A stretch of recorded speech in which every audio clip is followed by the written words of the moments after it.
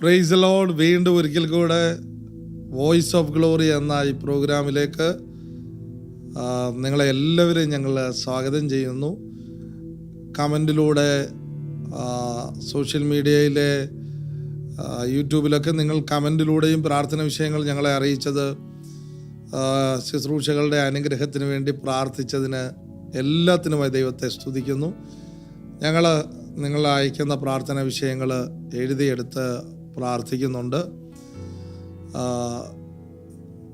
ഈ ശുശ്രൂഷകൾ വളരെ അനുഗ്രഹമാണെന്ന് ഞങ്ങൾ ചെല്ലുന്ന എല്ലാ സ്ഥലത്തും, പ്രത്യേകിച്ച് പോകുന്ന എല്ലാ ഇടങ്ങളിലും, വിദേശ രാജ്യങ്ങളിൽ പോലും നിങ്ങളിൽ ചിലർ വന്ന് പറഞ്ഞത് ഞങ്ങൾക്ക് വലിയ എൻകറേജ്മെൻ്റാണ്.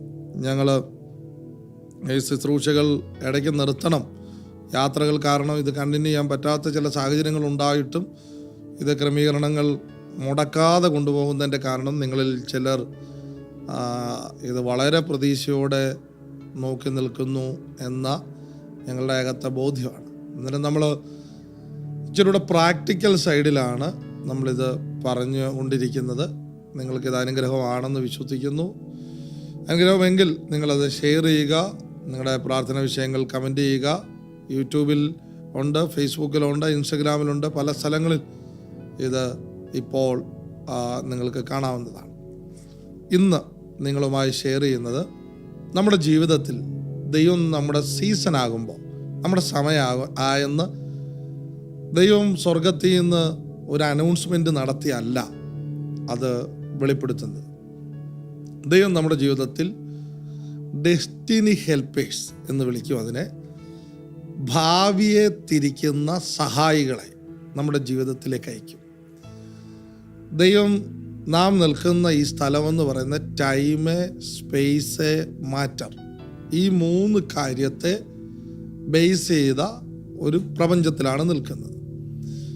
3 സ്ഥലങ്ങൾ നിങ്ങൾക്ക് ദൈവം, ദൂതന്മാർ, മനുഷ്യർ ഇരിക്കുന്ന ഇടങ്ങളിൽ 3 സ്ഥലങ്ങൾ നിങ്ങൾ ശ്രദ്ധിച്ചാൽ കാണാം. അതിനകത്ത് 3ാമത്തെ സ്ഥലത്താണ് നാം നിൽക്കുന്നത്. അവിടെ സമയം, സ്പേസ്, സ്ഥലം, മാറ്റർ, വസ്തു, ഇത് നിർബന്ധമായി ഇതുണ്ടെങ്കിൽ, അല്ലെങ്കിൽ അതുമായി ബന്ധപ്പെട്ട് മാത്രം നിൽക്കുന്ന ഒരു എർത്തിലാണ് നമ്മൾ നിൽക്കുന്നത്. അതുകൊണ്ട് തന്നെ ഈ ഭൂമിയിൽ എന്ത് ദൈവത്താൽ സംഭവിക്കുമ്പോഴും ദൈവം ഒരു വ്യക്തിയെ മാത്രം അയച്ച് ആ കാര്യം അനൗൺസ് ചെയ്യുന്ന ദൈവമാണ്. ഒന്നുകൂടെ ഞാൻ ആവർത്തിക്കാം. നിങ്ങളതിനെ വലുതായും പ്രാധാന്യമായും കാണാത്ത ഒത്തിരി പേരുള്ളത് കൊണ്ടാണ് പരിശുദ്ധാത്മാവ് നിങ്ങളോടിത് പറയാൻ ഈ പ്രഭാതത്തിൽ തിരഞ്ഞെടുക്കുന്നത്. നിങ്ങളെ അനുഗ്രഹിക്കാൻ ദൈവം തീരുമാനിച്ചപ്പോൾ, ദൈവം അത് ഒരു വ്യക്തിയെ നിങ്ങളുടെ ജീവിതത്തിലേക്ക് അയക്കാൻ, അല്ലെങ്കിൽ നിങ്ങളുടെ ഭാവിയെ തിരിക്കുന്ന ഒരാളെ നിങ്ങളുടെ ജീവിതത്തിലേക്ക് അയക്കാൻ ദൈവം ആഗ്രഹിക്കുന്നു, ദൈവം അയച്ചിട്ടുണ്ട്. നിങ്ങൾ ശ്രദ്ധിച്ചാലേ, ആ സീസൺ തുറക്കുന്നതിന് മുമ്പ് ആ ബ്ലസ്സഡായ ആള് നമ്മുടെ ജീവിതത്തിൽ കൂട്ടായിട്ട് വരും. അതുകൊണ്ട് നമ്മളതിനെ മിസ്ഹാൻഡിൽ ചെയ്യരുത്. അതിനെ നമുക്ക് ഗൗരവമായി തന്നെ അതിനെ എടുക്കണം.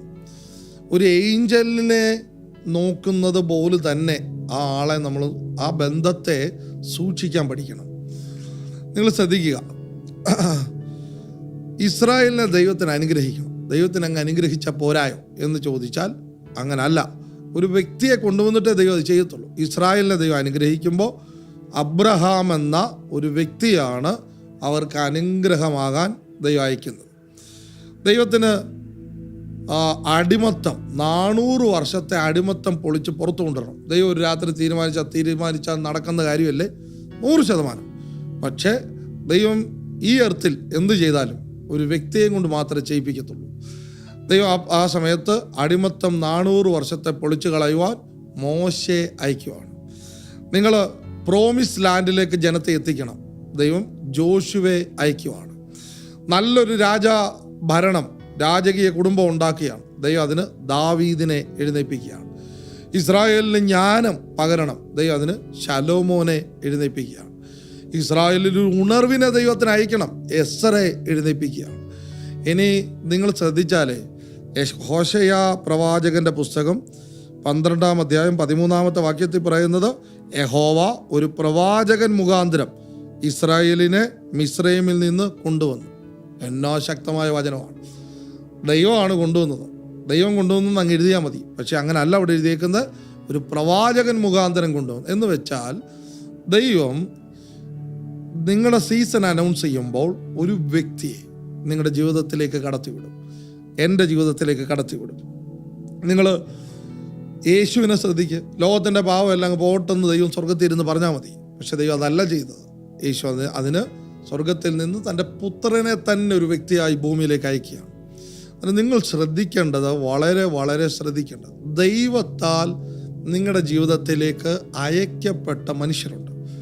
അവരുമായി നിങ്ങൾ യുദ്ധത്തിൽ ഏർപ്പെടരുത്.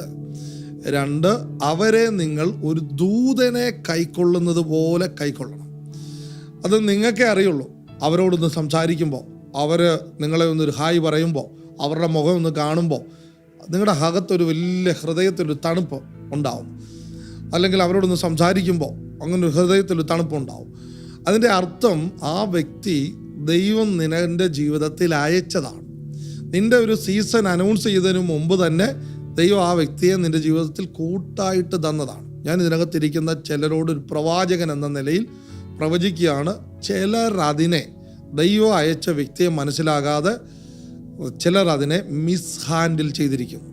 ഇസ്രായേൽ യേശുവിനെ മിസ്ഹാൻഡിൽ ചെയ്തു. എന്ന് വെച്ചാൽ അവർക്ക് മനസ്സിലായില്ല ദൈവമാണ് ഈ യേശുവിനെ അയച്ചത്. അവർ പ്രതീക്ഷിച്ച രീതിയിലൊന്നും അല്ല വന്നത്. പക്ഷെ അവരെ ബ്ലസ് ചെയ്യാൻ ദൈവം അയച്ചതാണ്. ഇന്ന് പകലിൽ നിങ്ങളുടെ ജീവിതത്തിൽ പറ്റിപ്പോകുന്ന ഒരു അബദ്ധത്തിൻ്റെ ഏറിയ അടച്ചു കളയുക. ദൈവം നിങ്ങളുടെ ജീവിതത്തിൽ അയച്ചതാണെന്ന് മനസ്സിലായ സകല ആളുകളെ അതിനെ ഒരു ദൂതനെ പോലെ സ്വീകരിക്കുക. ഇന്ന് എന്നെ കണ്ടുകൊണ്ടിരിക്കുന്ന ചിലർക്ക് അങ്ങനത്തെ ബന്ധങ്ങൾ റീബിൽഡ് ചെയ്യാൻ ദൈവം ചിലരുടെ ജീവിതത്തിൽ സെറ്റ് ചെയ്യുകയാണ്. ഞാൻ പ്രവചിച്ചു പറയുവാണ്, ചിലരുടെ ജീവിതത്തിൽ അങ്ങനത്തെ ബന്ധങ്ങൾ റീബിൽഡ് ചെയ്ത് ദൈവം തരും. നിങ്ങൾക്ക് ഹൃദയത്തിൽ ആഗ്രഹം ഉണ്ടെങ്കിൽ, അതിനെ നിങ്ങൾ വലുതായി കാണുന്നെങ്കിൽ അങ്ങനെ. അതുകൊണ്ടാണ് പൗലോസ് പറയുന്നുണ്ട്, ത്രോവാസിൽ എനിക്ക് സുവിശേഷ വേലയ്ക്ക് ഒരു വാതിൽ തുറന്നു കിട്ടി, പക്ഷേ തീത്തോസിനെ കാണാത്തത് കൊണ്ട് മനസ്സിന് അസ്വസ്ഥത കാരണം കളഞ്ഞിട്ട് ഞാൻ തീത്തോസിനെ കാണാൻ വന്നത്. പൗലോസ് സുവിശേഷ വേലയ്ക്ക് എവിടെ വാതിൽ തുറന്നു കിട്ടുന്നു അവിടെ ചെയ്യാനിരിക്കുന്നയാളാണ്. പുഴവക്കത്ത്, കാരാഗ്രഹത്തില്, പടകില്, പൊടിഞ്ഞ അല്ലെങ്കിൽ തകർന്ന പടകിലെല്ലാം ചെയ്യുന്ന പൗലോസ് തീത്തോസ് എന്ന തൻ്റെ ആ സഹ സുഹൃത്തിനെ, ദൈവം അയച്ച ബന്ധത്തെ കാണാൻ വേണ്ടി കിട്ടിയ വാതിൽ കളഞ്ഞിട്ട് പോകുന്നു. അത്ര വലുതാണ്. നിന്റെ സുവിശേഷ പ്രവർത്തനത്തിൻ്റെ സ്ഥലത്തേക്കാൾ വലുതാണ് നിന്റെ ജീവിതത്തിലേക്ക് ദൈവം അയച്ച വ്യക്തി. ഇതിങ്ങനെ തന്നെ കാണണം. ഒരു തലമുറയുടെ ശബ്ദമാകാൻ നിന്നെ കർത്താവ് ആഗ്രഹിക്കുന്നു. നമ്മൾ ഒരുമിച്ച് പ്രാർത്ഥിക്കാൻ പോവുകയാണ്. എനിക്കറിയാം ഇത് ചിലരോടുള്ള പ്രവചന ശബ്ദമാണ് ഈ പ്രഭാതത്തിൽ വന്നുകൊണ്ടിരിക്കുന്നത്. യുദ്ധത്തിൽ ഏർപ്പെടരുത്. സോറി പറയേണ്ടത് സോറി പറയുക. ദൈവം എൻ്റെ ജീവിതത്തിൽ നിന്നെ അയച്ചതാണെന്ന് അവരോട് പറയുക. അത് നിനക്ക് അനുഗ്രഹമാകട്ടെ. അവർ നിന്നെ നോക്കി ബ്ലസ് ചെയ്യട്ടെ. നിങ്ങൾക്കറിയാമോ, യുദ്ധം കഴിഞ്ഞ് വരുന്ന അബ്രഹാമിനെ മൽക്കീസേദെക്ക് ഒരു അനുഗ്രഹം അനുഗ്രഹിക്കുക. ആ അനുഗ്രഹത്തിന് ശേഷം അബ്രഹാമിൻ്റെ ജീവിതത്തിൽ യുദ്ധമില്ല. എന്ന് വെച്ചാൽ അബ്രഹാം ഒന്ന് അനുഗ്രഹിച്ചാൽ അത് അനുഗ്രഹിച്ചതാണ്. അതൊരു എൻകൗണ്ടറാണ്. ഇതിനകത്ത് നമ്മൾ ഒരുമിച്ച് പ്രാർത്ഥിക്കുവാണ്. ദൈവം എൻ്റെ ജീവിതത്തിൽ അയച്ച എല്ലാ ഡെസ്റ്റിനി ഹെൽപ്പേഴ്സ്, അതിനകത്ത് ഏറ്റവും പ്രധാന ചുമതല എടുക്കുന്നയാൾ മുതൽ ദൈവം എൻ്റെ ജീവിതത്തിൽ അയച്ച ആ ചെറിയ ആളിനെ വരെ ഞാൻ ദൂതനെ പോലെ, അബ്രഹാമിൻ്റെ വീട്ടിൽ ആ ദൂതനെ സ്വീകരിച്ചതുപോലെ സ്വീകരിക്കും. കർത്താവെ, ഞങ്ങൾ പ്രാർത്ഥിക്കുന്നു. ഞങ്ങളുടെ അറിവ് കേടുകൊണ്ട്, ഞങ്ങളുടെ അന്താരത്തെ ബുദ്ധി കൊണ്ട്, ഞങ്ങളുടെ അറിവില്ലായ്മ കൊണ്ട് അങ്ങ് എന്നെ അനുഗ്രഹിക്കാൻ അയച്ച ആളെ മനസ്സിലാകാതെ പോയത്, ഇസ്രായേൽ ആളുകൾക്ക് യേശുവിനെ മനസ്സിലാകാതെ പോലെ ഞങ്ങൾക്ക് മനസ്സിലാകാതെ പോയത് ക്ഷമ ചോദിച്ച് പ്രാർത്ഥിക്കുന്നു. ഒരവസരങ്ങളെ ഒരു ദൂതനെ പോലെ സൂക്ഷിക്കാൻ, ആ ബന്ധത്തെ സൂക്ഷിപ്പാൻ ഒരു അവസരമുണ്ട്. കർത്താവ് തരണമേ. ഞങ്ങൾ ഒരുമിച്ച് അനുഗ്രഹിച്ച് പ്രാർത്ഥിക്കുന്നു. ഇപ്പോൾ അങ്ങനെ തന്നെ പ്രാർത്ഥിക്കുന്ന ചില ആളുകൾ ലൈവിൽ എന്നെ ശ്രദ്ധിക്കുന്നു. നിങ്ങളോട് പരിശുദ്ധാത്മാവ് സംസാരിക്കുകയാണ്. ഇപ്പോൾ തന്നെ ഒരു മടിയും ഒരു മുൻവിധിയുമില്ലാതെ നിങ്ങളുടെ ജീവിതത്തിൽ അയച്ചവരോട് മെസ്സേജ് ഇട്ട് തുടങ്ങുക. ബ്ലസ് ചെയ്യുന്നു. ഞങ്ങൾ അനുഗ്രഹിക്കുന്നു. നിങ്ങളുടെ പ്രാർത്ഥന വിഷയങ്ങൾ ദയവായിട്ട് എഴുതുക. പ്രത്യേകിച്ച് ഇത് നിങ്ങൾക്ക് അനുഗ്രഹമായെങ്കിൽ ഷെയർ ചെയ്യുക. നിങ്ങളുടെ ജീവിതത്തിൽ ഇന്നു മുതൽ നിങ്ങളുടെ ഡെസ്റ്റിനി ഹെൽപ്പേഴ്സ് നിങ്ങൾക്ക് ഒരു ഏഞ്ചൽ പോലെ സ്വീകരിക്കട്ടെ. Bless you. നാളെ ഈ സമയം നമുക്ക് വീണ്ടും കാണാം. ആമേൻ ആമേൻ.